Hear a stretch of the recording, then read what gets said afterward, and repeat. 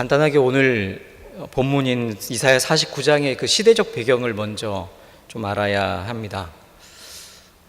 지금 예루살렘은 바벨론에 의해 멸망을 당한 때입니다. 수많은 사람들이 포로가 되어 바벨론 땅으로 가게 되었습니다. 사람들이 떠난 그 예루살렘은 황폐해졌지요. 이스라엘 백성들은 좌절과 절망 가운데 빠져 있습니다. 오늘 말씀은 나라를 잃어버리고 희망을 잃은 채 좌절과 절망 속에 빠져 있는 그 이스라엘 백성들을 향해 하신 하나님의 말씀입니다. 오늘 이 시간에 함께 읽지는 않았지만 오늘 본문 앞부분에 하나님은 계속해서 예루살렘을 회복하시겠다고 말씀하고 있습니다. 49장 8절 말씀입니다. 여호와께서 이같이 이르시되 은혜의 때에 내가 내게 응답하였고 구원의 날에 내가 너를 도왔도다. 내가 장차 너를 보호하여 너를 백성의 언약으로 삼으며 나라를 일으켜 그들에게 그 황무하였던 땅을 기업으로 상속하게 하리라. 49장 13절인데요. 하늘이여 노래하라, 땅이여 기뻐하라, 산들이여 즐거이 노래하라. 여호와께서 그의 백성을 위로하셨은즉 그의 고난당한 자를 긍휼히 여기실 것임이라. 다 읽지는 않았지만 이 정도만 말씀드려도 아시겠죠. 하나님은 계속해서 반복적으로 이스라엘, 지금 포로 생활을 하면서 좌절과 절망에 빠져 있는 그들을 구원해 주시겠다 말씀하고 있습니다. 그의 백성을 위로하신다 합니다. 고난 당하고 있는 자를 긍휼히 여기시겠다 말씀해 주셨습니다. 그런데 구원의 말씀을 듣고 있는 이 이스라엘 백성들의 반응이 참 냉랭합니다. 그 반응이 바로 14절 말씀인데요. 한번 같이 읽어보겠습니다. 14절입니다. 오직 시온이 이르기를 여호와께서 나를 버리시며 주께서 나를 잊으셨다 하였거니와. 여기서 시온의 성읍, 시온이라는 것은 하나님의 성읍이죠. 하나님의 백성들입니다. 그 하나님의 백성들이 이렇게 말하는 것입니다. 여호와께서 나를 버리셨다. 여호와께서 나를 잊으셨다 라고 말이죠. 그들은 왜 이렇게 하나님의 말씀에 대해, 하나님은 희망을 말씀하시고 회복을 말씀하시고 구원을 말씀하시는데 왜 하나님의 말씀에 대해 부정적이고 비관적인 것일까요? 그들에게 아마 이런 생각이 있었던 것 같습니다. 우리가 지금 살아가고 있는 삶의 형편을 보십시오. 우리는 여전히 힘겹게 살아가고 있습니다. 과연 하나님이 계시긴 합니까? 하나님이 어디에도 계시지 않는 것 같습니다. 만약 하나님이 계신다고 하더라도 그 하나님이 나를, 나의 고통을, 나의 아픔을, 우리 민족의 아픔을 잊으신 것 같습니다. 이런 생각을 하는 것이죠. 사실 이스라엘 백성들의 삶이 참으로 어려웠습니다. 그들의 상황을 간단히 엿볼 수 있는 것이 49장 7절인데요. 상반절에 이렇게 기록하고 있습니다. 이스라엘의 구속자, 이스라엘의 거룩하신 이 신 여호와께서 사람에게 멸시를 당하는 자, 백성에게 미움을 받는 자, 관원들에게 종이 된 자에게 이같이 이르시되. 이게 무슨 말씀입니까? 여기 나오는 세 가지 항목 나오죠. 사람들에게 멸시당하는 자, 백성에게 미움받는 자, 관원들에게 종이 된 자들, 바로 이스라엘 백성들을 일컫는 말입니다. 지금 바로 이스라엘 백성들이 다른 사람들로부터 멸시를 당하고 있다는 것이죠. 다른 민족들에게 미움을 받고 있습니다. 그리고 그 나라 통치자들의 종으로 지내고 있다는 사실입니다. 물론 그 내용을 세세하게 우리는 다 알 수는 없지만 우리가 당하는 그 멸시, 우리가 조금이라도 멸시를 당했으면 어떤 감정이 들겠습니까? 그리고 우리가 다른 사람의 종으로 살아간다? 여러분 얼마나 이것을 감당할 사람이 있겠습니까? 이스라엘 백성들이 바로 그러한 상황이었습니다. 겉으로 보기에는 살아있는 것 같지만 사실은 사는 것이 사는 것 아닌 삶 말이죠. 그런 삶을 그들이 살고 있습니다. 그들은 바로 나라 잃은 백성이요, 타국의 종으로 끌려온 사람들입니다. 멸시와 조롱의 대상이었고 그들은 더 큰 절망에 빠지게 된 것이죠. 그리고 더 큰 절망에 빠질 수밖에 없었던 것은 그들이 언제 도대체 이 상황에서 벗어나서 다시 고향으로 돌아갈 수 있을까? 그런 희망이 보이지 않았던 것입니다. 그럴 가망성이 보이지 않았던 것이죠.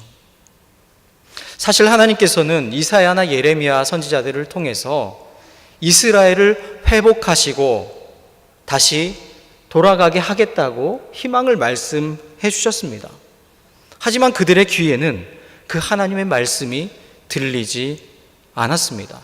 하나님의 계시도 보이지 않습니다. 그저 그들의 귀에 들리는 소리는 사람들이 힘에 겨워 내뱉는 한숨 소리, 그리고 그들의 눈에 보이는 것들은 앞으로 자신들이 지금까지 살아온 이 고난의 삶을 그대로 이어서 살아갈 수밖에 없는 가엾은 그들의 자녀들 모습, 그것이 눈에 보였던 것이죠. 사는 것이 괴롭고 너무나 괴롭고 힘드니 사실 어떤 소리도 귀에 잘 들리지 않는 것 아니겠습니까? 여러분, 우리도 마찬가지 아닙니까? 내가 힘들면 다른 사람들이 눈에 보입니까? 내가 힘들면 다른 사람들의 소리가 들리시던가요? 내 문제가 가장 커 보이고 또 모든 일들이 나를 힘들게 하는 것으로 느껴지는 것, 이것이 바로 우리들이 경험하는 것들이죠. 이러한 이스라엘 백성들의 모습, 사실 우리들의 모습과 별반 다르지 않다는 말씀입니다. 여러분 어떠십니까? 여러분은 하나님께서 나를 버리셨다고 생각하신 적은 없습니까? 하나님께서 나를 잊으신 것 같다고 생각되고 또 그런 감정 속에 절망에 빠진 적은 혹 없으십니까? 오늘 이 말씀은 포로 생활을 하는 이스라엘 백성들에게 주신 말씀이기도 하지만 어두운 터널을 지나는 것 같은 힘겨운 오늘을 살아가고 있는 오늘 이 성도들에게 주시는 하나님의 말씀이기도 합니다. 기대하고 원하는 바대로 되지 않아서 낙심하고 절망해 있는 성도들, 갑작스레 닥쳐온 건강의 문제로 인해서 어떻게 해야 할지 막막한 성도들, 그리고 도대체 왜 이런 일들이 나에게 일어났는지 도무지 알 수 없어서 어떻게 해야 합니까? 라는 탄식을 내뱉을 수밖에 없는 우리의 성도들, 바로 우리에게 주시는 하나님의 말씀입니다. 하나님께서는 좌절과 절망에 빠져 있는 이 이스라엘 백성들에게 한두 번으로 그치지 아니하고 계속해서 하나님의 마음을 전달해 주고 계십니다. 오늘 한번 그 하나님의 말씀에 우리의 귀를 기울여 보면 좋겠습니다. 15절 말씀 우리 한번 더 같이 읽겠습니다. 15절입니다. 여인이 어찌 그 젖 먹는 자식을 잊겠으며 자기 태에서 난 아들을 긍휼히 여기지 않겠느냐. 그들은 혹시 잊을지라도 나는 너를 잊지 아니할 것이라. 아멘. 하나님의 마음은 어머니의 마음과 같습니다. 여기에 참 어머니들이 많이 계시네요. 어머니들께서 한번 생각해 보시고 또 대답해 보시면 좋겠습니다. 여러분이 여러분의 몸으로 낳은 자녀들 잊으신 적이 있습니까? 있습니까? 없습니까? 정말입니까? 꿈에라도 잊지 못하십니까? 네, 고개를 끄덕끄덕 하시네요. 저에게는 딸 2명이 있습니다. 당연한 말인데요, 제 몸으로 직접 낳지는 않았습니다. 그저 저는 제 아내가 출산할 때 그 옆에서 손을 꼭 잡아주고 때로는 졸기도 하면서 지켜보기만 했을 뿐입니다. 자녀를 출산하신 분들의 얘기를 들어보니까 그렇게 말씀들을 하시더라고요. 하늘이 노래지고 내가 이제 죽게 되었구나, 하는 그 순간에 아이가 태어나게 된다고요.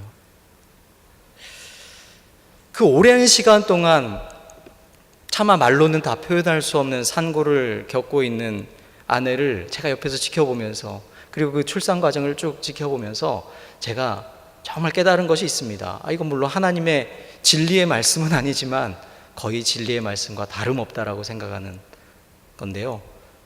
모든 이 땅의 어머니는 위대하다. 동의하십니까? 아멘.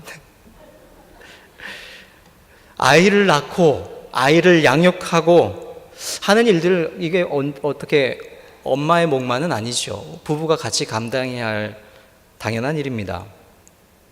하지만 같은 아이를 양육하는 부부라고 해도 아내가 아이들을 대하는 감정과 남편인 저 같은 남편이 아이들을 대하는 것, 감정이 같기는 좀 어렵겠다라는 생각을 하게 됩니다. 물론 저에게도 제게 있는 이 아이들, 이 세상 그 어느 것과도 바꿀 수 없는 정말 소중한 아이들이죠. 제 생명을 내줄 수 있다라고 얘기할 수 있는 그 정도입니다. 하지만 아내에게 이 아이들은 자신의 생명을 걸고 낳은, 자신의 생명을 직접 이어받은 존재들 아니겠습니까? 어떻게 보면 저는 간접 경험이지만 제 아내는 직접 경험을 한 것이죠. 그러니 아이를 대할 때 아내가 느끼는 감정이 제가 느끼는 감정과는 뭔가 달라도 다를 거라 저는 그렇게 생각을 합니다. 제가 아빠의 역할을 더 충실히 감당해야겠죠. 아무리 그런데 충실히 감당한다 하더라도 아내가 하는 거에 비하면 늘 부족하지 않을까 하는 생각을 하게 됩니다. 어쨌든 그렇게 죽음 직전에 이를 때까지 고통을 견뎌내고 낳은 그 아이, 밤도 낮도 없이 그 아이를 위해서 자신의 잠도 희생하고 시간도 모든 것 포기하고 젖을 물리면서 아이를 키운 그 엄마가 어떻게 아이를 잊을 수 있겠습니까? 그럴 가능성은 거의 없습니다. 물론 요 근래 아주 드물게 자녀들을 이렇게 내버린 아주 비정한 어머니에 대한 그런 기사들이 뉴스로 나오죠. 그래서 사람들의 굉장한 지탄을 받는 경우가 종종 있습니다. 그런데 반대로 생각해 보면 그렇습니다. 사람들이 그러한 사건에 분을 내는 것, 그것이 바로 다른 사람들은 몰라도 엄마는 그럴 수 없다라고 생각하기 때문이겠죠. 그러니까 그런 일들은 아주 특별한 경우라고 볼 수 있다는 사실입니다. 다른 사람은 몰라도 어머니는 그 자녀를, 자신의 몸으로 낳은 자녀를 결코 잊을 수가 없습니다. 그런데 오늘 하나님은 이사야를 통해서 말씀하십니다. 그런 엄마라고 해도 혹시 자녀를 잊을 수 있다. 자신의 몸으로 낳은 아이를 긍휼히 여기지 않을 수도 있다라고 말이죠. 그런 일이 거의 없을 것처럼 보이지만 그래도 불가능한 것은 아니다. 그런데 비록 어머니가 자식을 잊어버린다고 하더라도 나는 절대로 너를 잊지 않겠다. 이것이 바로 이스라엘 백성들을 향한 하나님의 확실한 말씀입니다. 나는 절대로 너를 잊지 않겠다. 새 번역이 이렇게 번역하고 있습니다. 나는 절대로 너를 잊지 않겠다. 한 번 하신 약속은 끝까지 지키시는 변함없으신 하나님의 약속의 말씀입니다. 그렇습니다, 여러분. 사람은 하나님이 우리를 잊으셨다, 하나님이 우리를 버리셨다고 생각하기도 합니다. 때로는 우리가 처해 있는 상황이 마치 하나님이 그러하신 것처럼 보여지기도 합니다. 우리는 좌절과 절망 속에 헤어나오지 못할 때도 있습니다. 하지만 우리의 상황이 그렇다고 하여도 하나님의 사랑은, 우리를 향한 하나님의 마음은 변함이 없습니다. 나는 절대로 너를 잊지 않겠다. 이 주님의 말씀 말이죠. 그리고 이 하나님의 약속의 말씀을 더욱 확실하게 해주는 것이 바로 16절 말씀입니다. 오늘 말씀의 제목으로 삼고 있는 구절이기도 한데요. 16절 상반절에 이렇게 말씀하고 있습니다. 내가 너를 내 손바닥에 새겼고.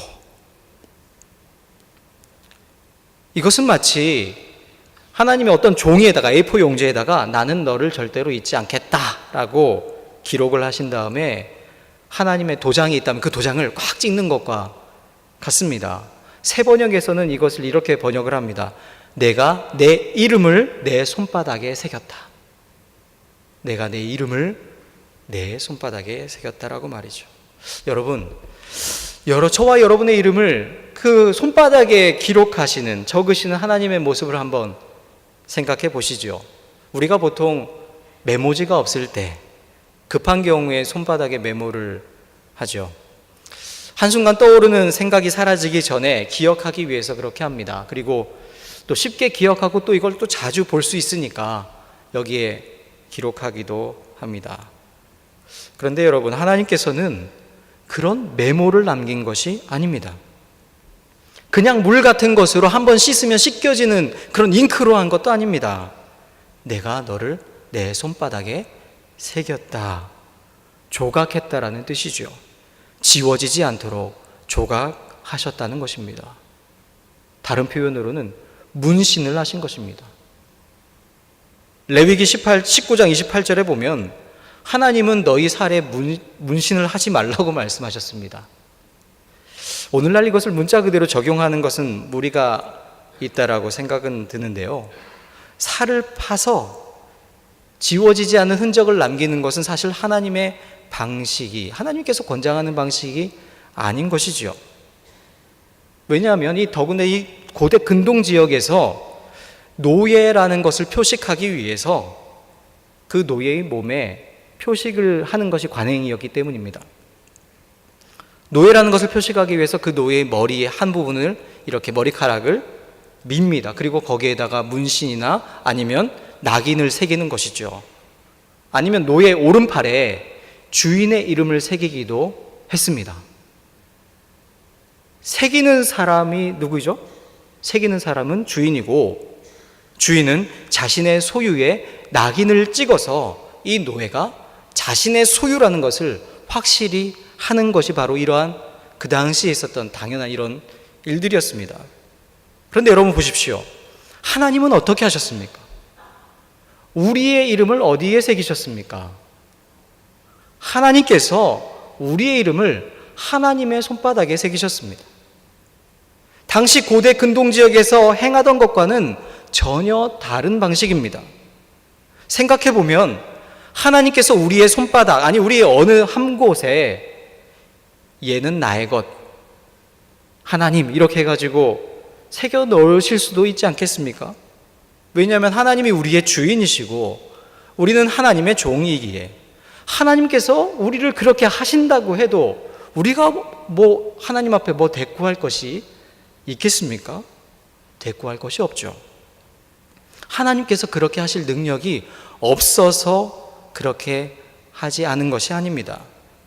그렇게 하지 않으신 것은 이것이 바로 하나님의 방법이 아니고 이방 신들의 방법이었기 때문에 하나님은 그렇게 하지 않으신 것이죠.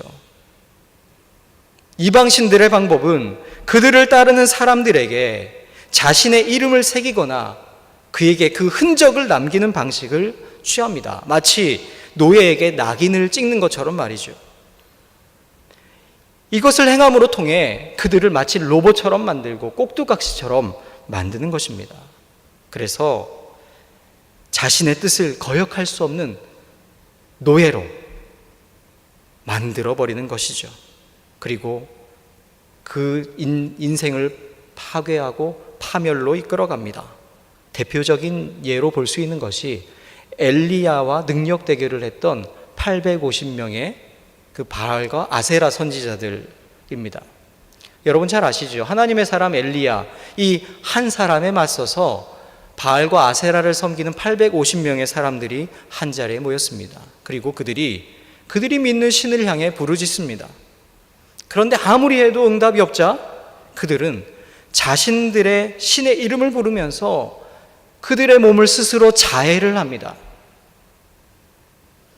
그렇게 하는 것은 그들의 신이 그것을 원한다고 생각하기 때문이죠.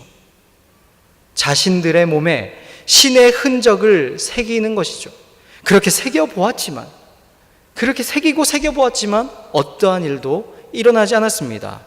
오히려 그들만 상하게 되었습니다. 그리고 결국 그들은 모두 죽음을 맞이하게 되었습니다. 이방신들을 섬기는 이방신들은 바로 이들을 로봇이나 꼭두각시로 만들어버립니다. 하나의 도구에 지나지 않은 것이죠. 결국 그들은 스스로 자신들을 해치는 자기 파멸의 길로 걷게 됩니다. 하지만 하나님의 방식은 그와 다릅니다. 하나님은 우리 믿는 이들을 하나의 도구로 여기지 않습니다. 로봇이나 꼭두각시로 여기지도 않으십니다. 노예로 생각하지도 않으십니다. 우리에게 생채기를 내도록 하지 않으십니다. 오히려 하나님은 자신의 몸에 생채기를 내십니다. 우리의 손에, 우리의 몸에 하나님의 이름을 새기는 것이 아니라 하나님의 손에 우리의 이름을 새겨 주십니다. 바로 이것이 우리를 향한 하나님의 마음, 우리를 향한 하나님의 구체적인 사랑입니다. 자신의 손바닥에 우리의 이름을 친히 새기시는 하나님, 이러한 하나님의 마음이 절절히 묻어있는 것, 바로 우리 주님의 십자가이죠. 하나님의 아들이신 독생자 예수 그리스도께서 몸소 지신 그 십자가, 거기에는 우리를 향한 그 하나님의 마음이 담겨 있습니다. 하나님의 가장 구체적인 사랑의 징표가 십자가입니다. 예수님의 머리에 있는 그 가시면류관, 창에 찔리신 그 옆구리, 그리고 손과 발에 새겨져 있는 그 못자국,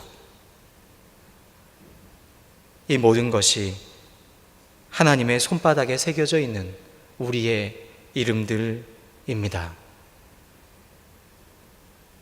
그런데 여러분, 한 가지 더 기억할 것이 있습니다. 하나님이 과연 누구를 위해서 우리 이름을 하나님의 손바닥에 새기셨겠습니까? 하나님이 우리의 이름을 알지 못해서, 하나님이 우리의 이름을 잊으셨기 때문에 잊으실까봐 염려가 돼서 하나님이 손바닥에 우리의 이름을 새기신다고 말씀하셨겠습니까? 하나님이 그렇게 기억력이 없는 분이실까요? 그렇지 않습니다. 사실 하나님은 우리의 이름을 하나님의 손바닥에 새기지 않으셔도 어떠한 경우에도 우리를 잊지 않으십니다. 그럼에도 불구하고 하나님이 하나님의 손바닥에 우리의 이름을 새기신 것은 하나님을 위해서가 아닙니다. 바로 우리를 위해서라는 것이죠. 믿음이 없는 우리를 위해서, 믿음이 없는 우리에게 보여주기 위한 하나의 증거인 것입니다. 부활하신 예수님께서 도마에게 나타나셨죠. 하지만 그 자리에 제자들에게 나타나셨을 때 도마는 그 자리에 없었습니다. 그리고 하나님이 다시 한번 도마가 있는 그 자리에 재차 나타나셨습니다. 그리고 도마에게 말씀하십니다. 내 손가락을 이리 내밀어 내 손을 보고 내 손을 내밀어 내 옆구리에 넣어보라. 그리하여 믿음 없는 자가 되지 말고 믿는 자가 되라. 너는 나를 본고로 믿느냐? 보지 못하고 믿는 자들은 복되도다. 손바닥에 우리 이름을 새겨 놓으신 하나님께서 이렇게 말씀하시는 듯합니다. 너는 내 손바닥에 새겨진 너의 이름을 보고서야 나를 믿느냐? 보지 않고도 믿는 자는 복되도다. 곰곰이 생각해 보면 우리는 참 믿음 없는 사람들입니다. 그러한 우리의 연약함을 아시는 주님께서 우리의 이름을 하나님의 손바닥에 새겨 넣으신 것이죠. 그리고 그 손을 우리에게 펼쳐서 보여주십니다. 그렇게 해서라도 우리가 믿음을 갖기 원하시기 때문입니다. 그 전능하신 하나님의 손바닥에 저와 여러분의 이름이 새겨져 있습니다. 그 예수 그리스도의 십자가에는 우리를 향하신 하나님의 그 사랑이 담겨 있습니다. 우리를 향한 하나님의 사랑 결코 변함이 없음을 우리는 믿습니다. 사랑하는 우리 중앙교회 성도 여러분, 너무나 힘든 절망적인 상황에서 어떻게 해야 할지 알지 못하시는 분들이 계십니까? 하나님이 나를 버리셨다고, 나를 잊으셨다고 느끼고 계신 분 계십니까? 좌절과 절망이 엄습해 와서 자기를 포기하고 더 이상은 희망이 없다고 생각하고 계시는 분 있지는 않으십니까? 그때 하나님께서 말씀해 주십니다. 내가 너를 잊은 적이 없다. 너무 힘들어서 믿어지지 않는다고? 그렇다면 내 손을 보렴.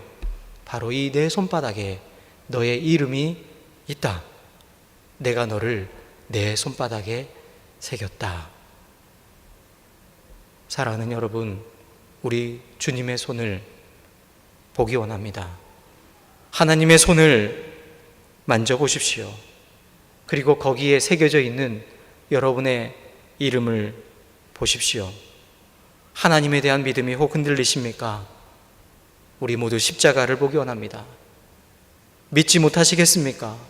그렇다면 도마가 한 것처럼 주님을 향해 보여달라고 요청드리면 좋겠습니다.